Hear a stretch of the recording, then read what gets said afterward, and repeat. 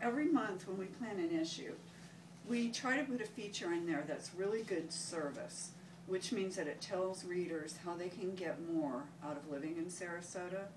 And this month we really loved our main feature. It's called Fresh, and it's all about a roundup of the great markets, farmers markets, and small family farms and places that you can buy fresh, locally grown food.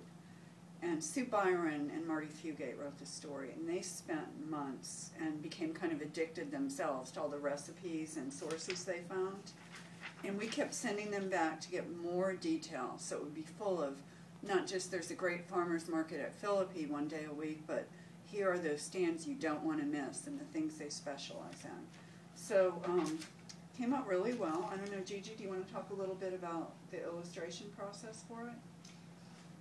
This story was photographed by Brad McCourtney, and he went to probably nearly a dozen different farms and local growers to get the photography for this story.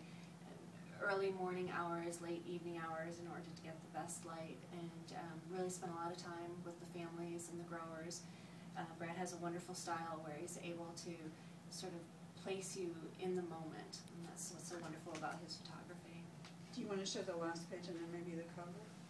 Get this pesky subscription card out. The last page was one of his images, and it was photographed at Warden Farms.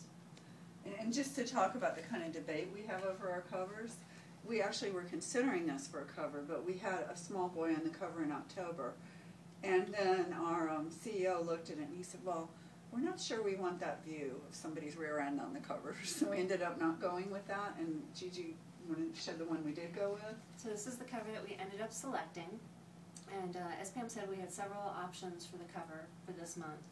And probably our top two contenders, both photographed by Brad, were this image of asparagus, and the second image that was the runner-up was a pile of radishes at the farmer's market. And they were both equally beautiful images, but there was something about the radish cover that looked a little bit too much like a Better Homes and Gardens cover. This one, because of the brilliant color and the texture and the repeated patterns, felt more like art to us, so we felt that it was the most successful cover. And we've put a poll on Facebook asking people whether they love or hate our all-green cover. And I think so far it's like 26-2, so we'd love to hear what other people think on Facebook. Huge numbers.